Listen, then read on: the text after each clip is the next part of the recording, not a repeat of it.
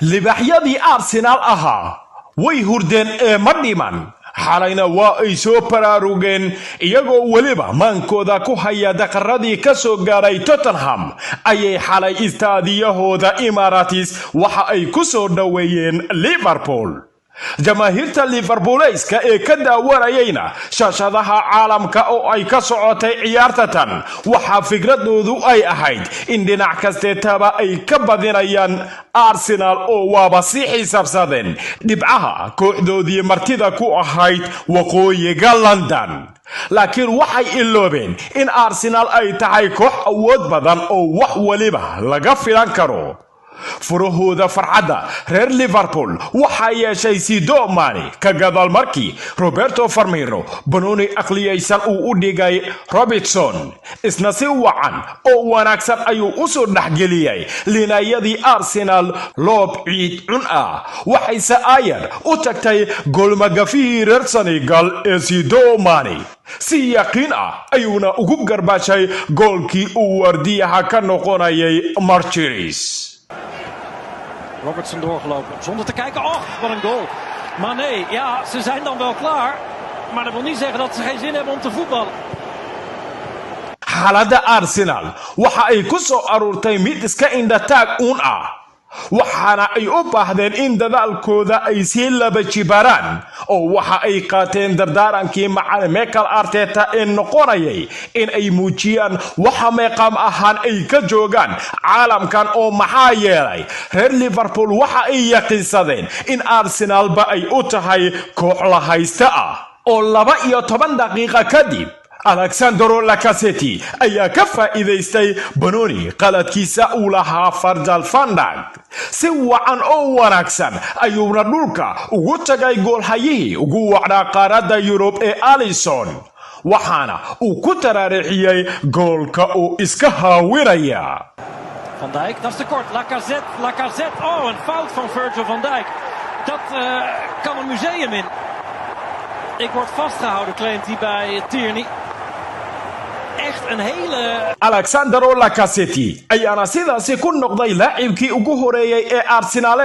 oo gool la dhaliya gool la caawiya ka noqda iyadoo kooxda ka dhisan waqooyiga London ay la ciyaarayso kooxaha loo yaqaano top 6ka tan iyo Thierry Henry oo sidaasi ku sameeyay Manchester United bishii Janaayo 2007 qaladkii uu galayna Virgil van Dijk waxa uu noqonayayba kiisii ugu horeeyay tan iyo bishii Maarso 2019 markaasi uu qalad weyn ka dhacay isaga oo la ciyaarayay kooxda Fulham oo xalay habeen wacan uma ahayn Van Dijk Arsenaliska waxa ay bilaabeen in Liverpool banooniga ay ku dheedeeliyaan oo karta cusub ayuuba la yimid macallin Mikel Arteta waxaana uu bilaabay in uu xuxuudsado xidigihii uu watay macallin Jurgen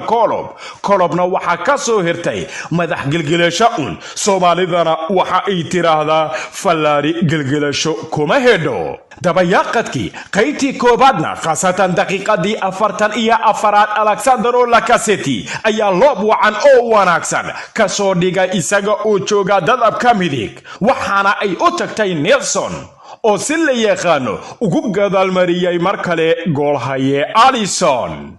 verliest de bal Lacazette en Nelson ja Liverpool geeft het volledig weg achterin en Arsenal straft het af met 2 schoten op doel en 2 goals en 0-1 wordt Arsenal waxa ay gaadhay guul weyn oo 2-1 ah oo ciyaartan ka hor xitaa macallin Jurgen Klopp waxa uu qiyaasay in Arsenal xagayga soo aadan ay noqon doonto koox awood badan laakiin awoodoodii waxa ayba ku cadeeyeen isla kooxdii uu watay waana ay kala weeciyeen waxaana ay ka gaareen guul weyn oo 2-1 ah sidoo kale horyaalka Premier League ee dalka Ingiriiska waxa ka dhacday ciyaar xiiso badan siibatii u dhaxaysay Man City iyo Bournemouth oo City waxa ay gaadhay guul 2-1 ah waxaana u kala dhaliyay David Silva iyo Gabriel Jesus waxaana ay u noqonaysayba kooxdii uu watay macallin Pep Guardiola habeen ay ku riyaaqeen kubadii cagta ee Premier League iyagoo jooga waliba istaadiyahooda Etihad halka sidoo kale ciyaar xiiso badan ay ka dhacday horyaalka Serie A Talyaaniga siiba tii u dhaxaysay Milan iyo Parma oo Milan waxa ay gaadhay guul weyn oo 3-1 ah halka Roma 2-1 ay ku dhaaftay kooxda Verona. Sassuolo iyadana barbardhac 3-3 ah waxa ay la dhaafi waysayba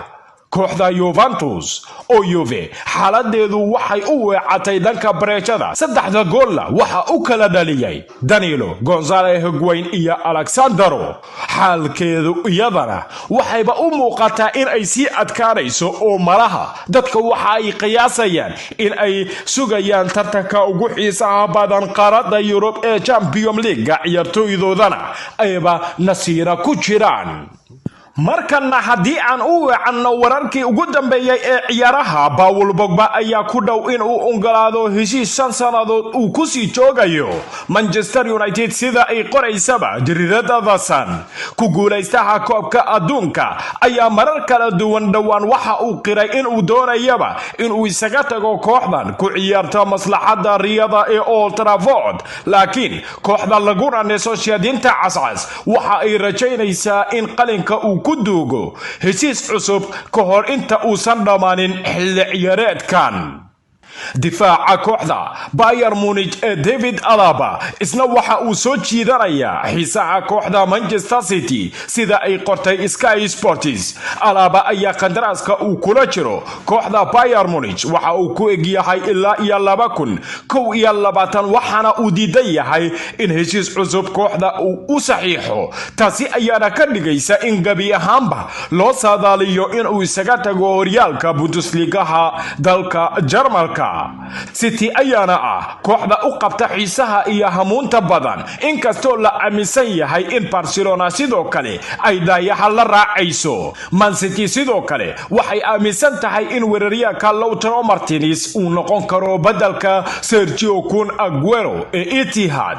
iyadoo muddo dheer lala xiriirinayay inuu u dhaqaaqo Barcelona. weeraryahanka reer Argentina ayaa wali ku sugan Milan, iyadoo Cityna lagu soo waramayo inay haysato dhaqaale fiican oo ay kula soo saxiixan karto laacibkan. Lautaro ayaa qandaraaskiisa waxa lagu burburi karaa 98.5 milyan oo euro oo dollar ahna u dhiganta 124 milyan. Barcelona dhawaan waxay qiratay inay macquul tahay xitaa inay joojiso inay u dhaqaaqdo. intaasi ayaan ku gabagabeynaa barnaamijkii ciyaaraha uu idila socodsiinayay anigoo ah Maxamed Cabdirasaaq Tolman. inta aan ku kulmi doono barnaamijkan barnaamij lamida sida iyo nabadgelyo.